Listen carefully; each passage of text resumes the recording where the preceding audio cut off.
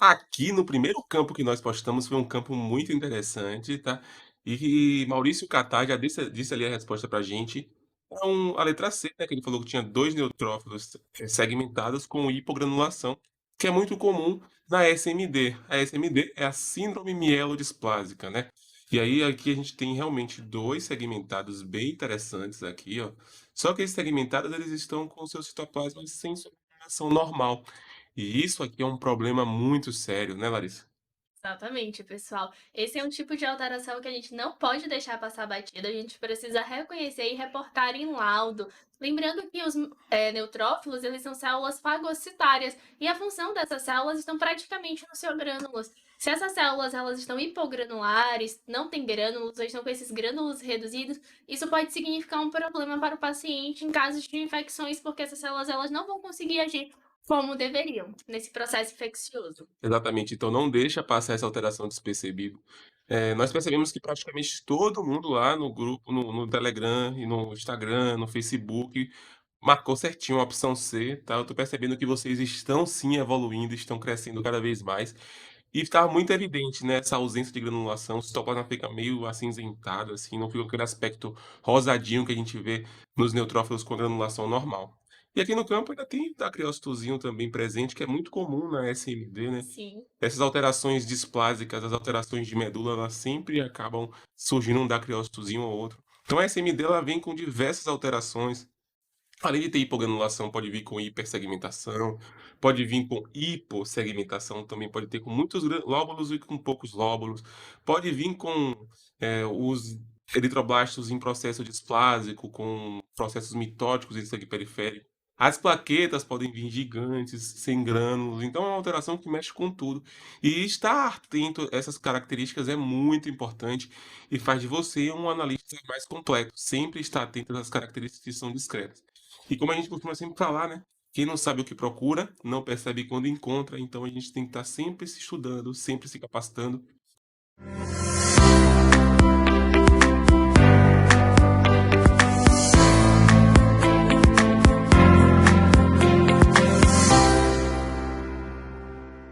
Eu sou o Thiago Alcântara Eu sou Larissa Santana. e você está no nosso quadro Resposta do Desafio, Desafio da Semana. Se você está no YouTube, não esquece de deixar o seu likezão aí, seguir a página, tá? Ativa a notificação. Aqui no Instagram, no Facebook, curte também, comenta, diz o que você achou. É muito importante e ajuda a página a crescer. Seguindo, só para mostrar aqui um esquemazinho que a gente mostrou, aqui nós temos um esquemazinho mostrando, as 2 outras opções que tinham lá e que algumas pessoas colocaram, mas a grande maioria não. Exatamente, pessoal. Aqui temos como a primeira opção, a letra A, a gente colocou dois segmentados. Observem a diferença. De fato, são dois segmentados, porém não está com sua morfologia normal. São dois segmentados hipogranulares.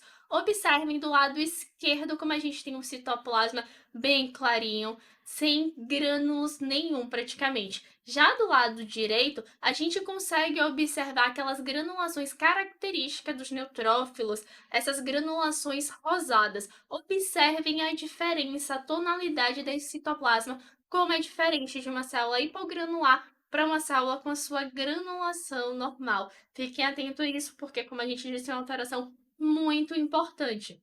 E aqui embaixo, pessoal, colocamos como opção B dois monócitos. E temos aqui a imagem de um monócito para a gente estar avaliando com esses neutrófilos hipogranulares e estar comparando essas características. O que chama a atenção logo no monócito é a coloração do citoplasma, esse citoplasma acinzentado. Observe a diferença de um citoplasma para o outro. É bem diferente a coloração do citoplasma dessas células. Outra coisa que chama a atenção é em relação ao núcleo. O núcleo do monócito é um núcleo espalhado, é uma cromatina um pouco mais frouxa do que a do neutrófilo, quando a gente observa aí. Olha a coloração dessa cromatina. No neutrófilo, a gente tem uma cromatina mais escura e no monócito a gente tem uma mais clara. A forma do núcleo também é totalmente diferente, né, pessoal? O monócito vem com um núcleo totalmente irregular, pode aparecer de várias formas. Já o neutrófilo segmentado, como o nome diz, esse núcleo vem com segmentos, vem com óvulos que são ligados por filamento de cromatina. E nesse monócito aí tem outra característica da célula que chama bastante atenção, que é a vacuolização. Exatamente. E seguindo, essa aqui foi interessante, uma outra célula que a gente pegou num campo também dessa lâmina anterior, de um paciente com síndrome mielodisplásica. E aí nós temos aqui a nossa Tamires Sociarelli respondeu pra gente. Tamires, aqui como vocês podem ver, ela é membro do time Atlas, ela disse, vemos o Thiago dando um tchauzinho ali do lado do Blasto.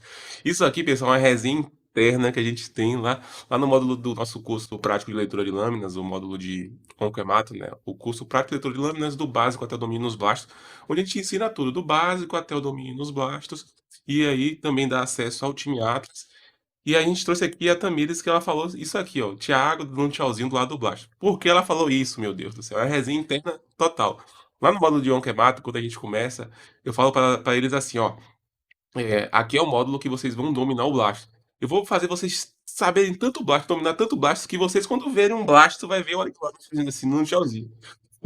Porque a gente aperta a mente e vai dominar o Blasto mesmo, vai ficar fera. E como vocês podem ver, também ele já respondeu isso certinho. Nós temos um Blasto bem bonito aqui, em um paciente com síndrome mielodisplásica. E aqui a gente tem um Blasto com a relação núcleo-citoplasma aumentada, então eu tenho muito núcleo e pouco citoplasma. Isso é bem comum. Nós temos o citoplasma aqui, vocês podem ver uma discreta basofilia, um azul clarinho, que é bem comum e característico também nos blastos. Não é só isso que pode acontecer, pode vir com uma basofilia mais intensa, tá bem também. A gente tem aqui uma cromatina mais frouxa. Então a gente tem um roxo, um lilás clarinho, né? Porque você tem mais passagem de luz. É uma cromatina mais frouxa. Quando eu falo cromatina frouxa, é o seguinte, ó. Aqui, pense aqui, meus dedos aqui são a cromatina. Quando a cromatina tá condensada, ela tá assim, tá mais fechadinha, e aqui você vai ter pouca passagem de luz, né? Você vai ter pouca passagem de luz, então vai ficar mais escuro.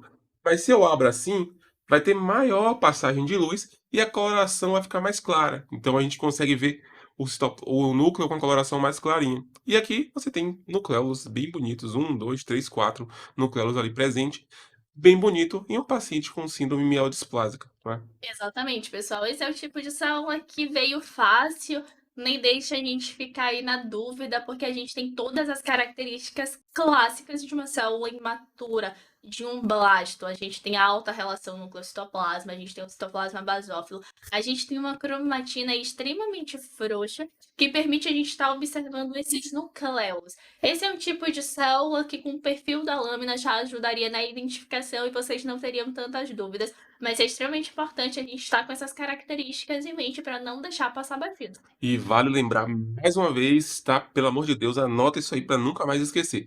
Você precisa quantificar e o seu laudo precisa ter um campo para você colocar essa bendita célula. Então você tem que ter um campo no laudo para baixo. Se não tem um campo, corre atrás para colocar. Não deixa de colocar um campinho para o blasto, para o linfócito reativo, para plamielócito, para mielócito, para bastão, para meta. Tem que ter um campo para todas essas células, por favor, tá? Exatamente. E, pessoal, e algo que ajuda a gente a identificar, que deixa fácil essa identificação, é a boa coloração, uma boa distensão sanguínea e o campo que você está observando. Observe, nesse campo aí a gente tem hemácias bem distribuídas, a gente não tem esse blasto sendo apertado. Se a gente estivesse em um campo inadequado, essa identificação, sim, aí ela ficaria mais difícil. É extremamente importante você estar atento à qualidade da sua lâmina, a distensão sanguínea bem feita, uma lâmina bem corada e um campo adequado. Isso é extremamente importante para a avaliação de morfologia. E qualquer lâmina fica mais difícil no panótico, tá? No panótico vai na fé, tá? A gente vai avaliar o perfil, veio geral e vai na fé. Porque o panótico ele queima a cromatina, então fica tudo bem mais escuro e tal, e a dificuldade é muito grande. Eu entendo quem trabalha com panótico qual é a dificuldade, porque precisa ter muita fé mesmo e ter muita paciência, tá? Mas tenta mudar esse corante, tá? Parece que é mais caro a princípio, mas na verdade não. Depois de um tempo você percebe que tirar o panótico se torna mais barato, tá? Porque por exemplo, o Migrum Valguinça ou o Wright, ele dura mais tempo do que o panótico, porque você não fica trocando toda hora, todo dia que você chega no laboratório, fica jogando fora o corante. Porque se você não jogar fora o corante todos os dias, o panótico, você está trabalhando errado, porque o panótico só funciona ali naquele dia, fica até aceitável no primeiro dia, nas primeiras horas, depois já era. Depende da quantidade de lâminas que você está utilizando ali para corar. Exatamente. Então fica mais difícil mesmo, bem mais difícil. Vamos lá. Seguindo, nós temos aqui uma outra opção que a gente colocou, que nós tivemos a resposta aí de Claudio Ferreira, que falou o quê?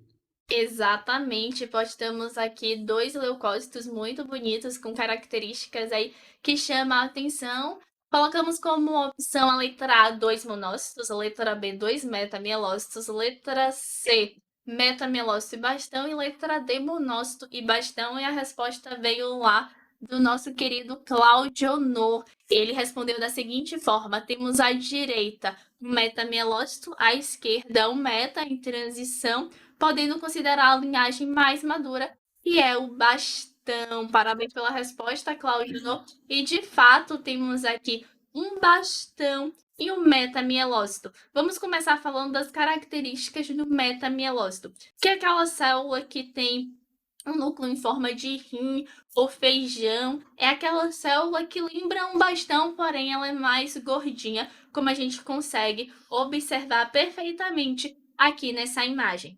E ao lado esquerdo, nós temos o bastão, que é esse meta mais amadurecido. A próxima célula da sequência maturativa depois do metamielócito é o bastão. À medida que o meta ele vai seguindo ali no processo de maturação, ele vai ficando ali mais fininho, tá tendo uma reentrância maior, vai dar origem ao bastão, que já é uma célula mais madura. Como Claudio não pontuou aqui, nós temos um bastão e chamar a atenção também o citoplasma dessa célula, que a gente tem granulações mais grosseiras, aquelas famosas granulações tóxicas, que nada mais é do que os grânulos primários que permaneceram na célula por conta de algum processo aí acelerado de maturação. A medula foi tão requisitada por algum motivo, por algum estímulo, que precisou aí fazer esse processo de maturação mais rápido, e esses grânulos primários a gente consegue ver nessas células mais maduras o que caracteriza as granulações tóxicas. Exatamente. E foi uma imagem bem didática, porque a gente tem um processo de maturação acontecendo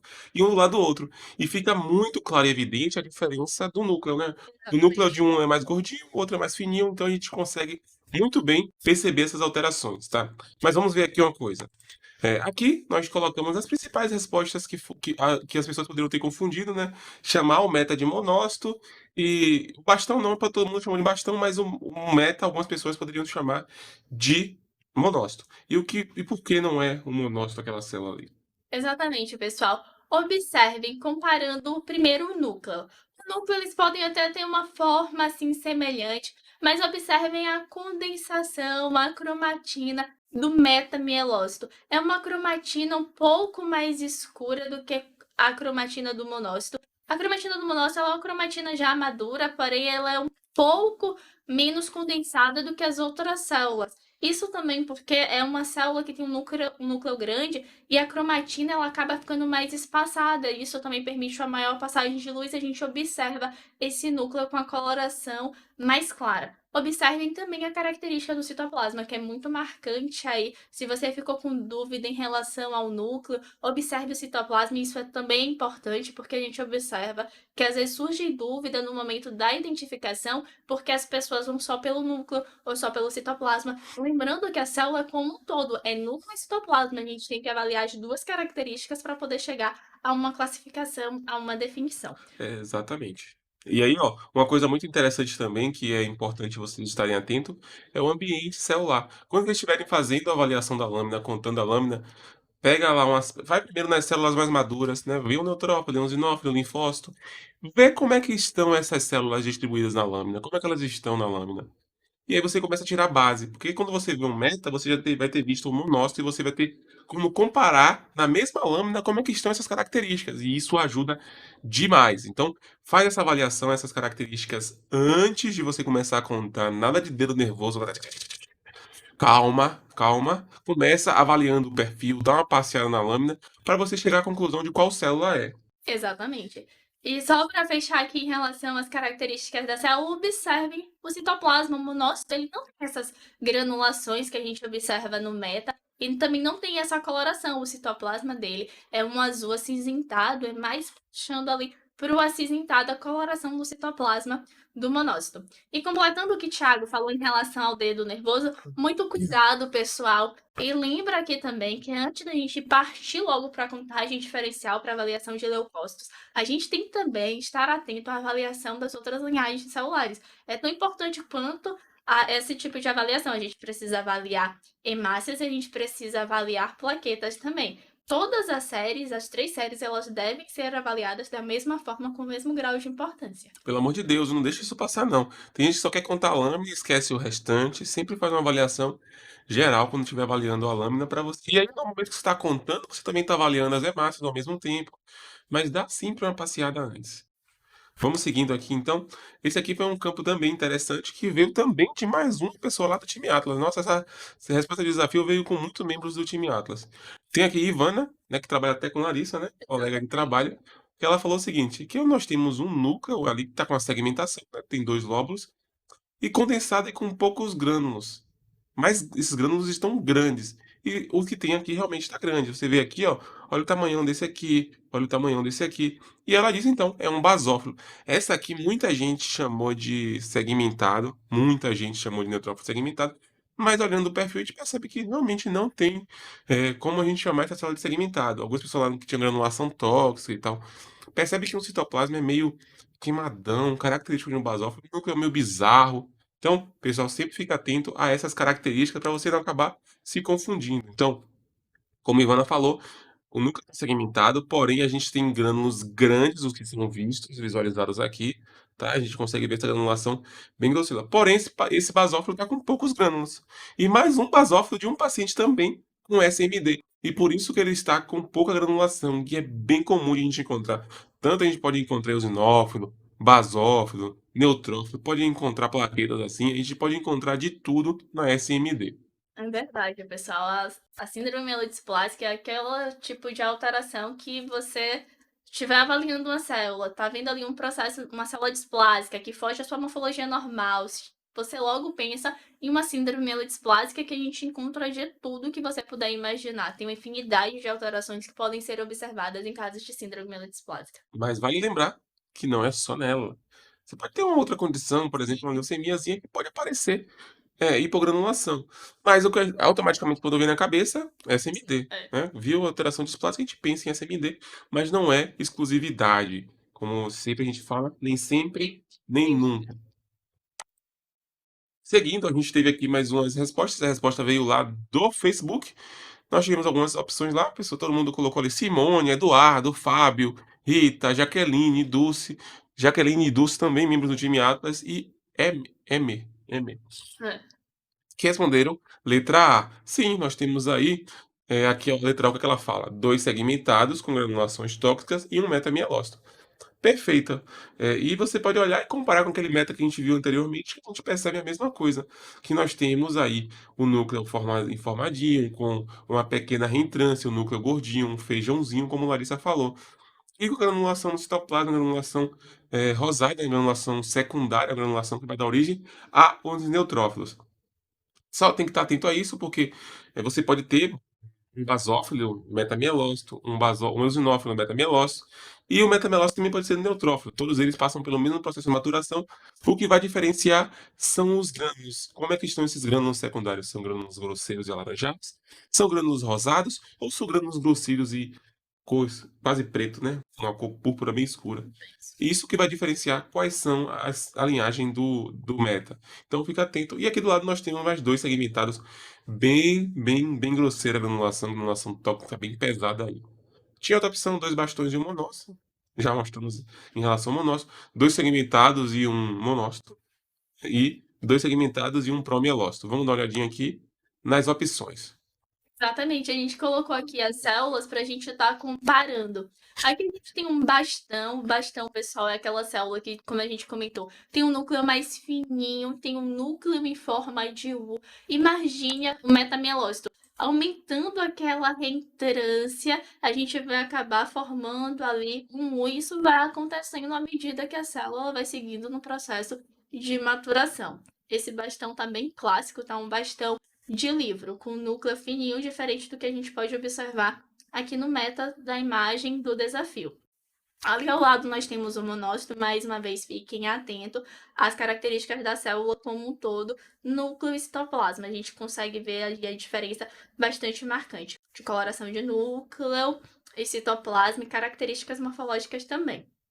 Aqui embaixo nós temos promielócito, que é aquela célula cheias de grânulos, granulações primárias. Lembrando que quando a gente tem um promielócito, a gente não consegue definir qual linhagem aquele promielócito ele vai seguir no processo de maturação. Se vai dar origem a um eosinófilo, se vai dar origem a um basófilo ou a um neutrófilo segmentado, a gente não consegue saber nessa célula porque essas granulações são primárias. É a partir do mielócito que a gente começa a observar as granulações secundárias e a partir dali sim dá pra gente classificar, saber para qual linhagem vai ser diferenciada. O promielócito tem como característica um citoplasma basófilo, é a cromatina mais frouxa, uma cromatina mais imatura. Lembrando que após o mieloblasto, a próxima célula é o promielócito, então ainda é uma célula muito jovem. A gente observa no promielócito o núcleo redondo, a cromatina mais frouxa. A gente costuma observar também nucleolos nesse tipo de célula, além também de uma área perinuclear. E o que chama muita atenção são as granulações grosseiras. Observem o citoplasma, as características das células aqui ao lado, que a gente já tem um citoplasma mais acidófilo, um citoplasma mais rosado. Tem granulações aqui intensas nessas células maduras, porque são granulações tóxicas, são as granulações primárias dos promielócitos que permaneceram na célula por conta desse processo aí acelerado de maturação. Perfeito. E vale lembrar que a granulação do promielócito é granulação primária, como Larissa falou. Não tem como eu saber se vai ser um basófilo, eosinófilo ou se vai ser um neutrófilo, só a partir do mielo. Beleza? Fica muito atento a isso aí. Aqui, algumas pessoas chamaram de dois bastões e tal, mas a maioria também acertou. Seguindo, nós postamos aqui mais um campo muito, muito interessante e nós tivemos duas respostas aqui, Cristina e Viviane. Cristina falou dois blastos e um monócito. Correto, Cristina também membro lá do time Atlas. E Viviane que disse assim, dois blastos e um monócito. E tomara que eu assisti, você acertou. Parabéns, Viviane. Muito bem. Nós temos dois blastos e blastos muito parecidos. Se você olhar aqui, eles são iguais, né? Relação núcleo-citoplasma aumentada, cromatina frouxa, nucleolo aqui, nucleolo. Daqui em cima não está tão evidente, mas se você ver, elas são gêmeas, são iguais. Não muda nada uma célula para outra. Muito iguais. E aqui embaixo, tranquilamente, um monócito, que não tem dúvida, não é?